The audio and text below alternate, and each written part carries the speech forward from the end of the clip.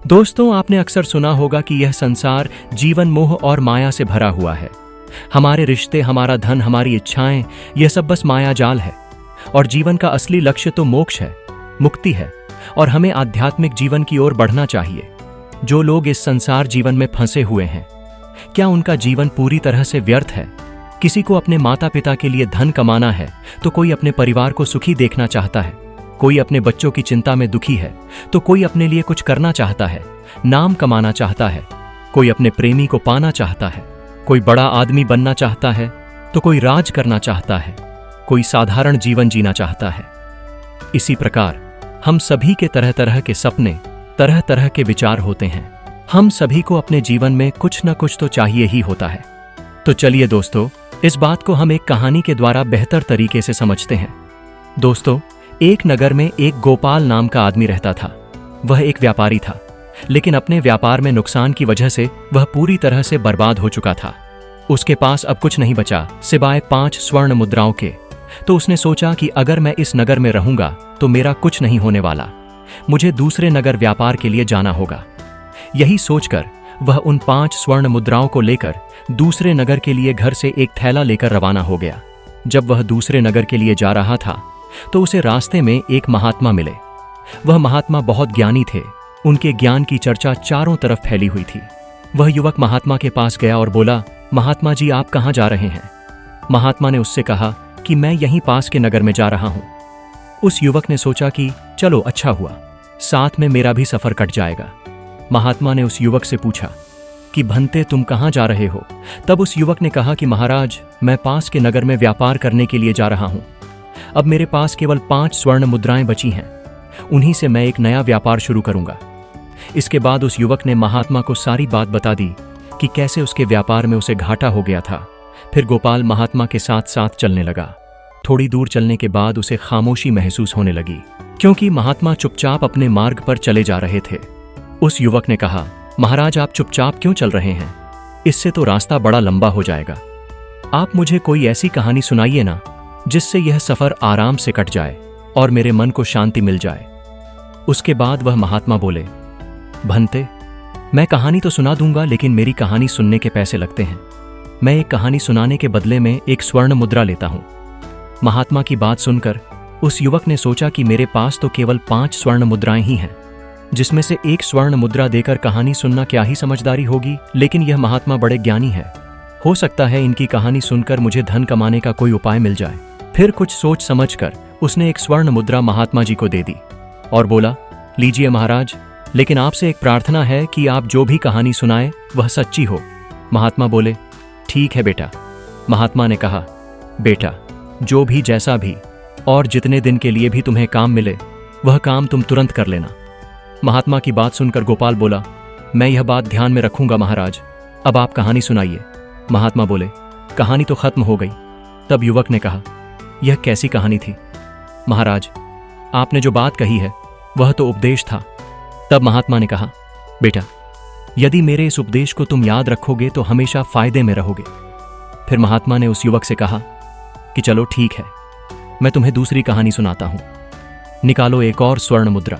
कुछ सोच समझकर गोपाल ने एक और स्वर्ण मुद्रा महात्मा को दे दी और कहा, कहानी सुनाओ महाराज। तब महात्मा कहने लगे कि बेटा, कभी किसी दूसरे के हक पर छल कपट और ईर्ष्या से अधिकार मत करना। दूसरे की वस्तु को हमेशा मिट्टी के बराबर समझना और अपनी नीयत कभी उस पर खराब मत करना। यह सुनकर वह युवक बोला, फिर महाराज, तो महात्मा जी ने जवाब दिया, फिर क्या बस हो गई, कहानी खत्म? तब उस युवक ने कहा, महाराज, आपने तो इस बार भी बस उपदेश ही दिया। तब उस महात्मा ने उससे कहा, बेटा, मेरे उपदेश बड़े कीमती होते हैं।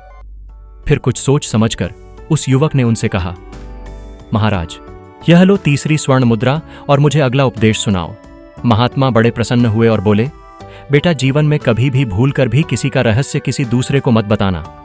फिर उस युवक ने उनसे कहा, महाराज, यह लो, मेरे पास 2 स्वर्ण मुद्रा और बची हैं, मुझे 2 उपदेश और दे दो।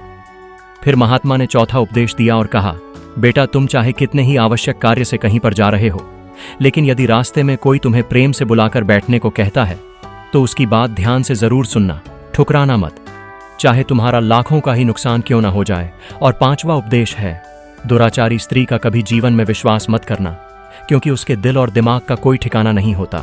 इतनी बातचीत करते करते वह दोनों काफी दूर निकल आए।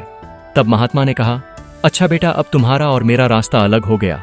अब मैं अपने रास्ते जाता हूं और तुम अपने रास्ते जाओ और मेरे बताए यह 5 उपदेश कभी मत भूलना। तब गोपाल ने उनसे कहा, महाराज, मैं आपकी बातों को हमेशा याद रखूंगा। और इसके बाद वह महात्मा अपनी राह पर चले गए और गोपाल अपनी राह पर। अब गोपाल सोच रहा था कि महात्मा की कही गई बातें अवश्य ही उपयोगी सिद्ध होंगी, परंतु महाराज, मुझे यह उपदेश बिना कोई पैसे लिए भी तो बता सकते थे। आखिर उन्होंने मुझसे पैसे क्यों लिए? उन्हें पैसों की क्या आवश्यकता है? फिर उसने सोचा कि कोई बात नहीं, बाद में मैं इस बारे में उनसे पूछ लूंगा। और चलते चलते वह एक नगर में पहुंचा। अब उसके पास कोई धन नहीं था, इसलिए वह कोई व्यापार भी नहीं कर सकता था। वह नौकरी की तलाश में लोगों से पूछने लगा और वहां पर उसे राज नाम का एक युवक मिला। उसने गोपाल को बताया कि मैं राजा के यहाँ काम करता हूं।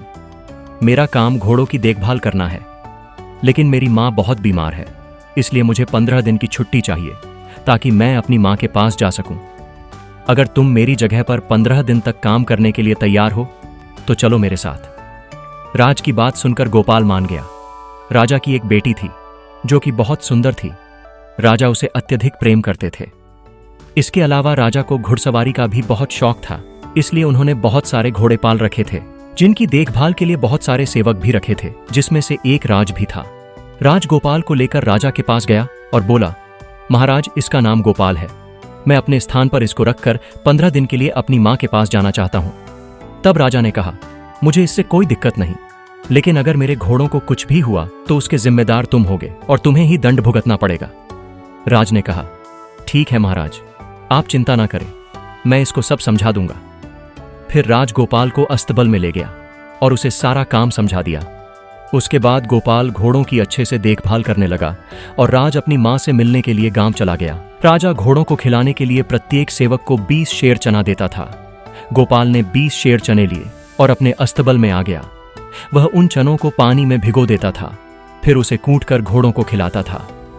अपना काम पूरा करने के बाद गोपाल ने सोचा, क्यों ना सेवकों के पास जाकर थोड़ी मस्ती की जाए। यह सोचकर वह उस बड़े से कमरे में पहुंचा जहां पर अन्य सेवक बैठे हुए थे और मौज मस्ती कर रहे थे। गोपाल ने देखा कि वे सभी शराब पी रहे थे। गोपाल ने उनसे कहा, तुम सब ने अपना काम पूरा नहीं किया और नशा करने लग गए। तब उन अन्य सेवकों ने उससे कहा, अरे नहीं भाई, बिना काम पूरा किए भला किसमें इतनी हिम्मत है जो नशा पानी करे। भाई, हमने घोड़ों को खुराक डाल दी है। तब गोपाल ने देखा कि अभी भी बहुत सारा चना कूटने के लिए पड़ा है। तब उन अन्य सेवकों ने कहा, भाई, यह चना घोड़ों को खिलाने के लिए नहीं है। हमें रोजाना 20 शेर चना मिलता है, जिसमें से हम 10 शेर चना घोड़ों को खिला देते हैं और बाकी का 10 शेर चना बाजार में बेचकर अपने नशे पानी का इंतजाम करते हैं। उनकी बातें सुनकर गोपाल की आंखें आश्चर्य से फट गईं। वह बोला, यह तो महाराज के साथ धोखा है, बेईमानी है। तब उन सेवकों ने कहा, अरे भाई, पेट भरने के लिए यह तो करना ही पड़ता है। और हां, हमारी एक बात का ध्यान रखना, राजा को इस बात का पता नहीं चलना चाहिए, वरना तुम्हें अपनी जान से भी हाथ धोना पड़ेगा। गोपाल उनकी बातें सुनकर चुपचाप अपने कमरे में चला गया और अपनी चारपाई पर जाकर लेट गया। उसके मन में विभिन्न प्रकार के विचार आने लगे। वह सोचने लगा कि वह लोग ठीक कह रहे हैं। कल से मैं भी इसी तरह बेईमानी से काम करूंगा और ढेर सारे रुपए बचा लूंगा और फिर अपना कोई व्यवसाय शुरू कर लूंगा। लेकिन तभी उन महात्मा के द्वारा कही गई दूसरी बात उसके कानों में गूंजने लगी कि बेटा, किसी दूसरे के ऊपर छल कपट से अपना अधिकार मत करना, दूसरे की वस्तु को मिट्टी के बराबर ही समझना और उसके ऊपर अपनी नीयत कभी खराब मत करना। यह सोचकर वह बोला, नहीं नहीं, मैं ऐसा नहीं करूंगा।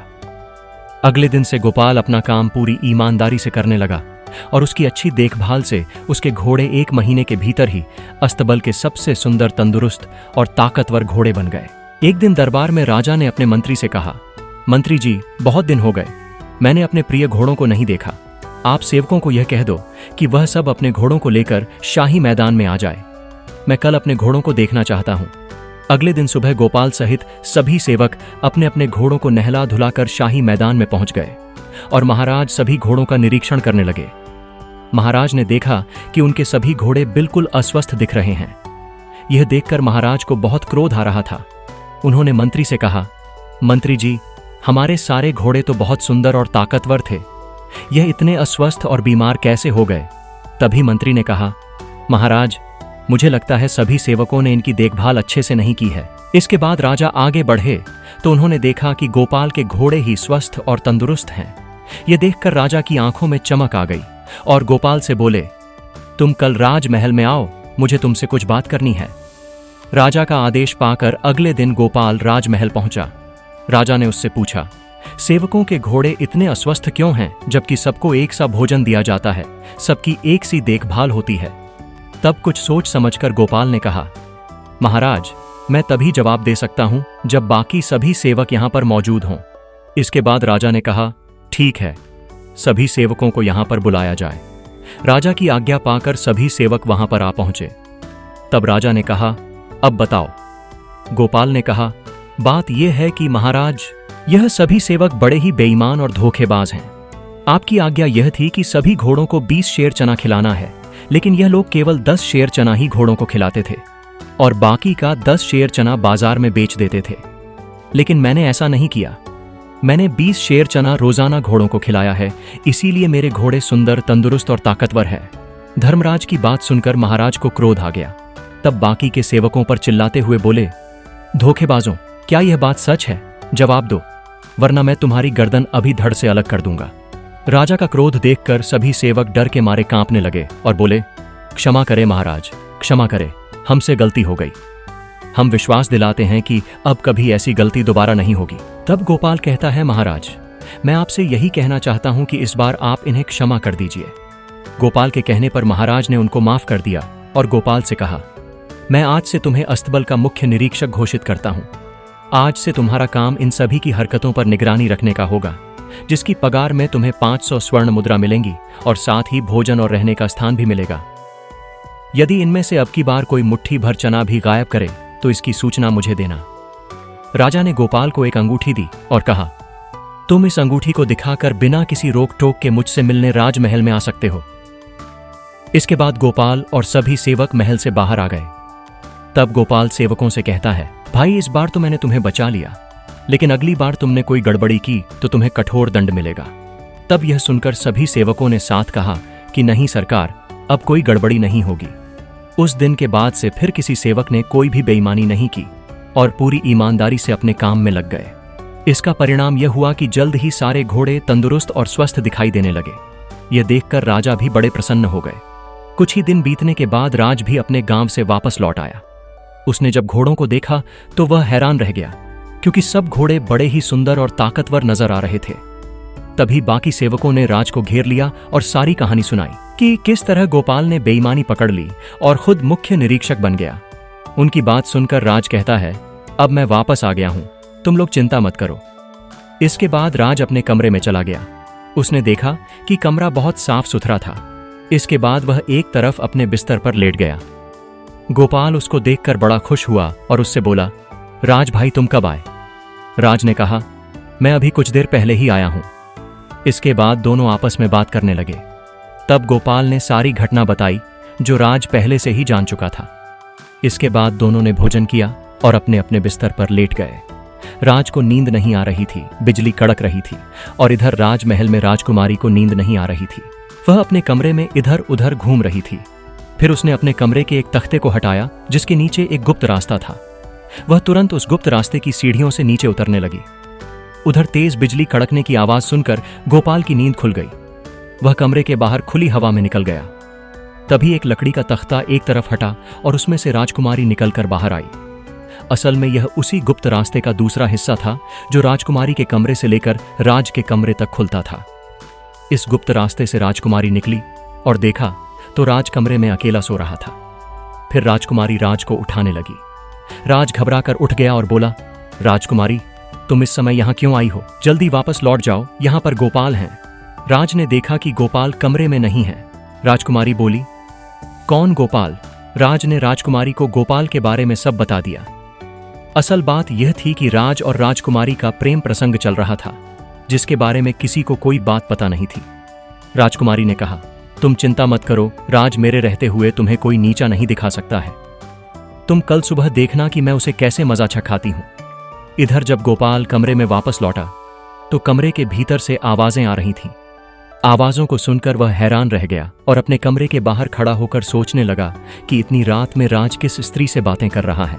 दरवाजा बंद था, इसलिए गोपाल ने भीतर की तरफ झांका और राजकुमारी को देखकर वह हैरान रह गया और सोचने लगा, हे भगवान, यह मैं क्या देख रहा हूं? इतनी रात को राजकुमारी सेवक राज के साथ क्या कर रही है? मुझे इसी समय महाराज को यह खबर बता देनी चाहिए। यह राज तो महाराज की पगड़ी उछालना चाहता है। तभी उसके कान में महात्मा की कही गई बात गूंजी, बेटा गोपाल, किसी का रहस्य किसी दूसरे को मत बताना, वरना खुद ही मुसीबत में फंस जाओगे। यही सोचकर वह कमरे के बाहर ही छुपकर राजकुमारी के जाने का इंतजार करने लगा। राज ने राजकुमारी से कहा, वो गोपाल किसी भी समय आ सकता है, तुम वापस महल लौट जाओ। इसके बाद राजकुमारी ने कहा, ठीक है, और वह उसी गुप्त रास्ते से अपने कमरे में लौट गई। इसके बाद राज चुपचाप अपने बिस्तर पर लेट गया। गोपाल ने काफी देर इंतजार करने के बाद देखा कि राजकुमारी कमरे से बाहर नहीं निकली और कमरे से कोई आवाज भी नहीं आ रही, तो उसने खिड़की के भीतर से देखा कि राजकुमारी भीतर नहीं थी। कुछ सोच समझकर उसने दरवाजा खोला और मन में बोला, आश्चर्य है, दरवाजा भी खुला है, यह सब क्या चक्कर है? फिर वह चुपचाप अपनी चारपाई पर लेट गया और सोचने लगा, इस कमरे में कोई गुप्त मार्ग है जहां से राजकुमारी आई और चली गई। फिर उसने कहा, कल सुबह मैं इसका पता लगाऊंगा। दूसरी तरफ राजकुमारी अपने कमरे में पहुंच गई और अगली सुबह राजकुमारी जोर जोर से चिल्लाने लगी, बचाओ बचाओ, मुझे बचाओ।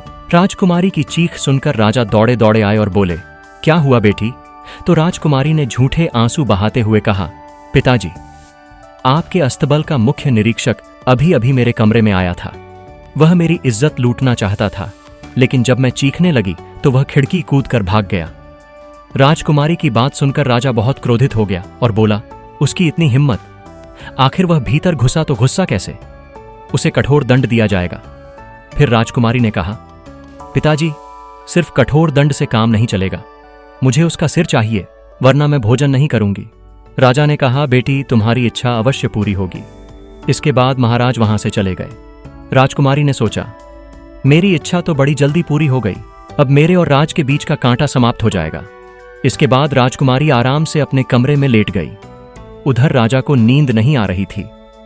वह विचार कर रहा था कि मैं कल सुबह गोपाल को दंड दूंगा, लेकिन फिर उसने सोचा कि जब और लोग मुझसे पूछेंगे कि मैं गोपाल को दंड क्यों दे रहा हूं, तब मैं क्या जवाब दूंगा? अगर मैं सच कहूंगा तो मेरी बदनामी होगी। लोग मेरे सामने तो कुछ नहीं बोलेंगे, लेकिन मेरे पीठ पीछे मेरा मजाक बनाएंगे कि एक मामूली से आदमी ने राजा की बेटी की इज्जत के साथ खेलने की कोशिश की। यही सोचकर राजा खामोश हो गया। तब उसके मन में एक योजना आई कि मैं गुप्त तरीके से गोपाल को मरवा देता हूं, किसी को पता भी नहीं चलेगा और मेरा काम भी हो जाएगा। इसके बाद सुबह होने पर राजा नसीम कसाई के पास गया और उससे बोला, नसीम, तुम्हें मेरा एक काम करना है। नसीम ने कहा, आज्ञा करो महाराज। तब महाराज ने कहा, तुम्हें एक व्यक्ति का सिर काटना है। यह सुनकर नसीम बोला, नहीं महाराज, मैं ऐसा नहीं कर सकता। लेकिन राजा की आज्ञा पाकर उसे ऐसा करना पड़ा। तब राजा ने कहा कि मैं अभी तुम्हारे पास एक युवक को भेजूंगा, तुम किसी भी बहाने से उसे अपने कारखाने के अंदर ले जाकर उसका सिर काट देना। इसके बाद मैं तुम्हारे पास एक दूसरे युवक को भेजूंगा, उस युवक को तुम उसका कटा हुआ सिर देकर भेज देना। नसीम ने कहा, ठीक है महाराज।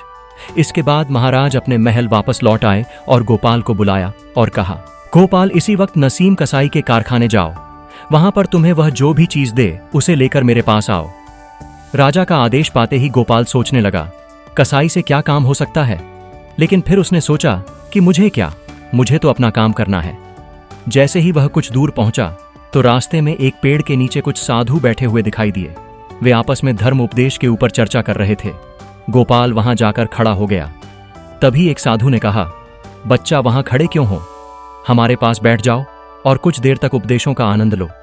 तब गोपाल बोला, गुरुदेव, मैं किसी जरूरी काम से जा रहा हूं, इसलिए रुक नहीं सकता।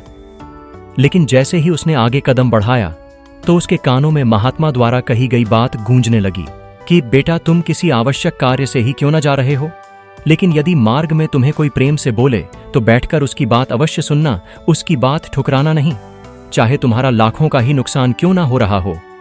यह विचार आते ही गोपाल साधुओं के बीच बैठ गया और उनके द्वारा दिए जाने वाले उपदेश सुनने लगा। उधर राजा सोचने लगा कि नसीम कसाई के पास गोपाल का सिर लेने के लिए किसको भेजूं। तभी राजा की नजर राज पर पड़ी। उन्होंने राज को बुलाया और कहा, राज, तुम इसी वक्त नसीम कसाई के कारखाने में जाओ और जो भी चीज वह तुम्हें दे उसे लेकर मेरे पास आओ। इसके बाद राज राजा की आज्ञा पाकर तुरंत ही नसीम कसाई के पास पहुंच गया।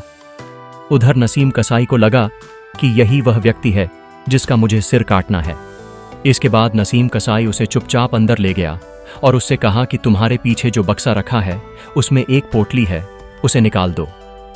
जैसे ही राजेश पीछे पलटा तो नसीम ने अपनी तेज धारदार तलवार से उसकी गर्दन काट दी और उस गर्दन को कपड़े में लपेट कर रख दिया और उसके धड़ को कहीं और छुपा दिया। इसके बाद उधर जब उपदेश खत्म हुआ तो गोपाल कसाई के पास गया और बोला, महाराज ने कुछ सामान लाने के लिए बोला है, वह मुझे दे दो। नसीम ने सोचा कि यही वह दूसरा व्यक्ति है जिसको मुझे वह सिर देना है। नसीम कसाई ने धर्मराज को वह कटा हुआ सर दे दिया और कहा, इसको ले जाकर महाराज को दे देना। धर्मराज कटे हुए सिर को लेकर महाराज के पास पहुंचा। जैसे ही महाराज और राजकुमारी ने गोपाल को देखा तो वह दंग रह गए। गोपाल ने कहा, महाराज, आपने मुझे नसीम कसाई के पास भेजा था, लेकिन मुझे रास्ते में किसी वजह से देरी हो गई, इसीलिए मुझे आने में थोड़ा समय लग गया। गोपाल की बात सुनकर राजा को समझते देर नहीं लगी कि गोपाल की जगह राज कसाई के पास पहले पहुंच गया। इसके बाद राजा ने कहा कि तुम्हारे हाथ में क्या है? तो गोपाल बोला, खोल कर दिखाता हूं महाराज।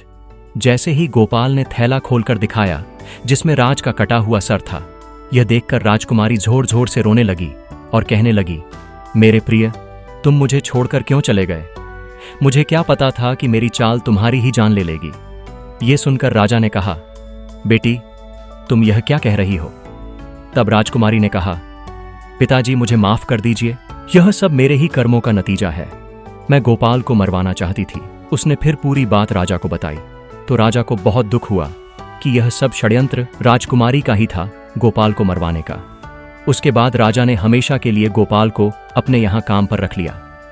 दोस्तों, इसलिए कभी भी किसी के लिए बुरा मत सोचो, क्योंकि आप किसी के लिए बुरा सोचोगे तो सबसे पहले आपके साथ ही बुरा होगा। हम दूसरों का बुरा चाहकर अपना भला कभी नहीं कर सकते। तो दोस्तों, उम्मीद है इस वीडियो से आपको काफ़ी कुछ सीखने को मिला होगा, और अगर कुछ सीखने को मिला हो तो हमारे इस वीडियो को लाइक, शेयर और हमारे चैनल को सब्सक्राइब ज़रूर कर लीजिएगा, और साथ ही कमेंट में जय हिंद ज़रूर लिखिएगा। धन्यवाद।